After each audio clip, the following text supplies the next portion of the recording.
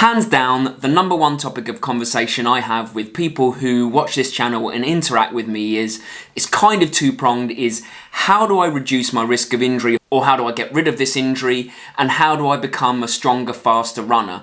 And I need to address that, and I'm going to address that in the next 3 tutorials over the next 3 weeks, because what we're going to do is we're going to go into the thing behind the thing, as in the theory of running, because I think it is something that is really not thought about enough. And whilst it's really nice to just go out and run like we all do, perhaps if we were all to think a little bit about why we run and how we run and the specifics of that area, we will give ourselves the best chance of being the best runner we possibly can and the least injury prone runner that we can. Let's start. Running is a linear sport, and what I mean by that is that it is our aim to move forwards as fast as we're able to over a set distance. So it makes sense to consider anything that stops us from moving forwards as a negative contribution. What does that actually mean? Well, movement occurs in 3 planes: sagittal, frontal and transverse. Sagittal being back and forwards, frontal being side to side and transverse being rotational.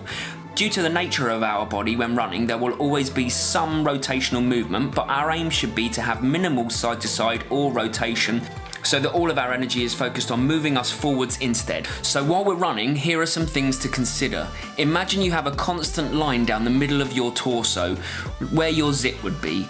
Do any of your limbs cross that line? If so, the likelihood is that they're causing side to side movement rather than forward momentum. Now consider the sagittal plane. It helps to look at it like a clock for me. Again, our aim should be to cause as little stress or misalignment of our body as possible to avoid injury and maximise forward momentum. By landing our foot at 6 o'clock, we're absorbing shock, keeping balanced by landing under our centre of mass and maintaining forward momentum. If we landed at 5 o'clock, for example, the shock absorption would be inefficient. Times that by thousands and thousands of steps per run, and you can quickly lead to an overuse injury. And I appreciate that this is just a whistle-stop tour through some of the basic things that you need to think about when you go out running. But next week, what we're going to focus on is the 5 most common technique flaws that I see in runners and how to fix them. And the week after that, what we're going to talk about is other things that you can do to help your running form and technique be the best it can possibly be and lead you to be the strongest runner that you can possibly be. Whew.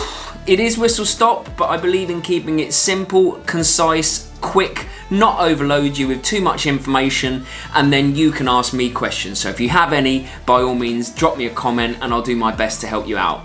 Right, see you Sunday.